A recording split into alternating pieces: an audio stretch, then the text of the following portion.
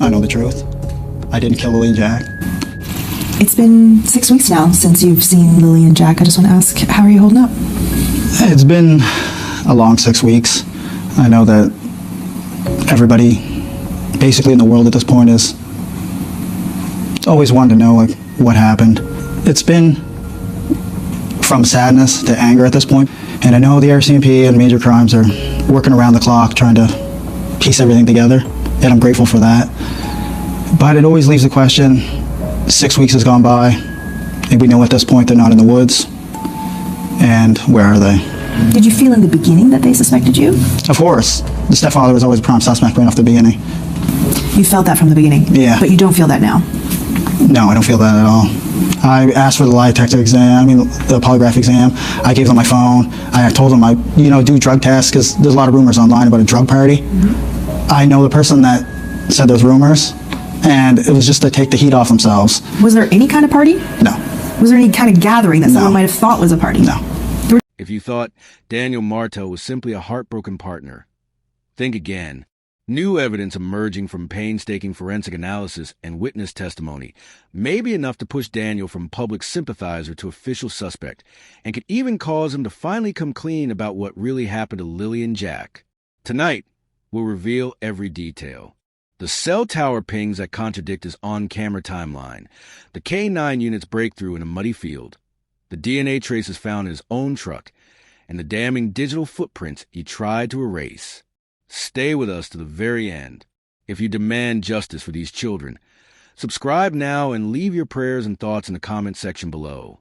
In the weeks following Lily and Jack's disappearance, Daniel appeared everywhere, on live streams and news interviews and leading search parties through the forest. But hidden behind his public displays was a trail of data that didn't add up. Early one morning, while he claimed to be coordinating volunteers, Daniel's phone was pinging towers 2 kilometers away. Investigators matched those pings against traffic camera footage, confirming his truck passed an isolated dirt track at dawn, a location that until now seemed irrelevant. That dirt track, as a K9 team soon discovered, held the key. Fresh boot prints sunk deep in wet mud, exactly where a K9's nose later indicated the children's scent abruptly ended. The search dogs followed a clear human odor that halted precisely at 2 child-size imprints and a large adult tread consistent with Daniel's work boots. Minutes later, a vehicle could have approached, lifted those children, loaded them into the back, and sped away, leaving no further trail. This wasn't a random disappearance of children who wandered into the woods. It was a premeditated operation, and it directly contradicted Daniel's repeated public assurances that everyone should be searching the forest for signs of the kids. K9 prints were only the beginning. A forensic team swabbed Daniel's truck bed liner and found hair and skin cells matching the children's DNA. Pink fibers torn from Lily's favorite boots were lodged in the grooves of the tailgate handle. An imprint of Jack's miniature fleece blanket pattern was pressed into the rubber matting. Every item was cataloged and matched against family possessions missing from the Sullivan home. Investigators' protocol required full chain of custody documentation, ensuring these pieces of evidence could stand up in court. Meanwhile, digital forensics experts recovered deleted lines from Daniel's navigation app. One log, time-stamped 6:17 a.m., revealed a route that led him and only him away from the search grid toward that same dirt track. When confronted, Daniel claimed his navigation was glitching, but the data could not be erased.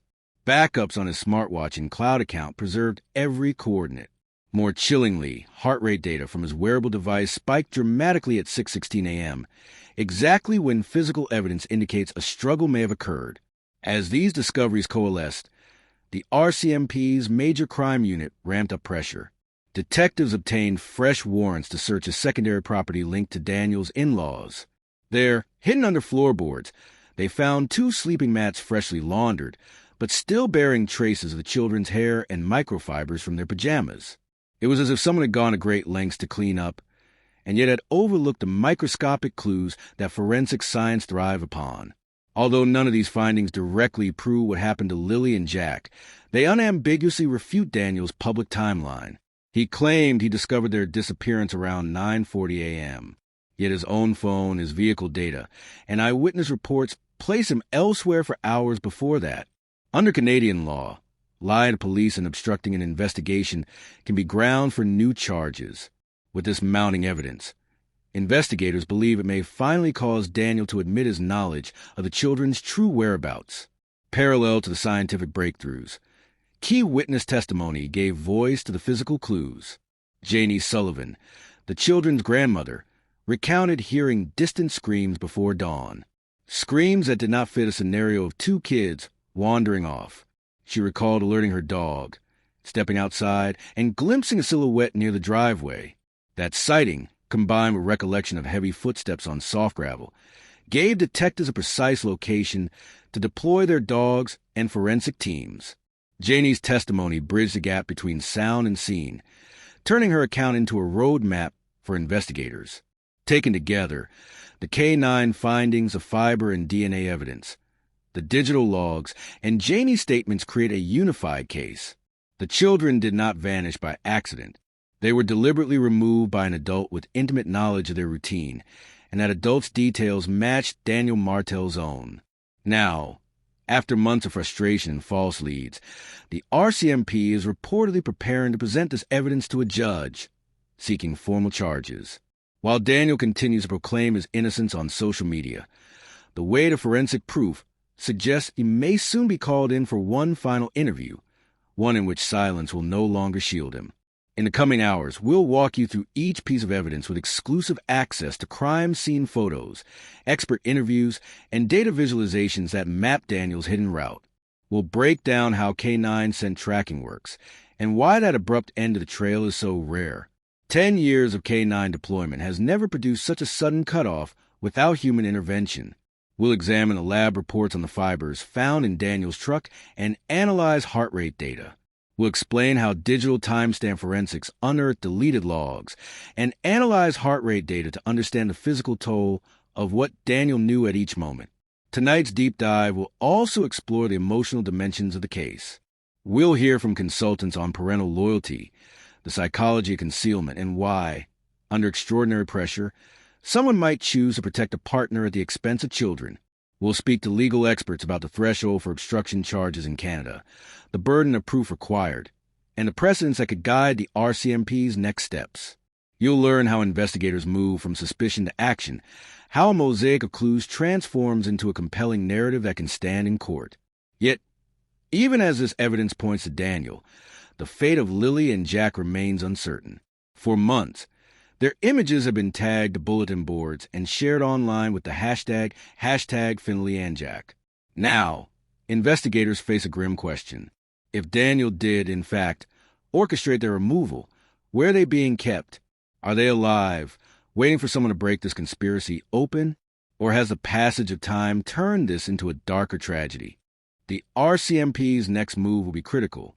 They must balance the need to act swiftly against Daniel with the imperative to locate the children before irreversible harm occurs. In the final segment, we'll consider the possible scenarios for Lily and Jack's safety. We'll consult search and rescue veterans on how to pivot from forest grid searches to urban and rural surveillance. We'll explore how family dynamics and the involvement of extended relatives can complicate investigations. And we'll outline how civilian tip lines and digital crowdsourcing can supplement official efforts, urging anyone with even the smallest piece of information to come forward. Every day counts, and every detail can make the difference between hope and heartbreak. This is more than a story of forensic breakthroughs or legal maneuvers.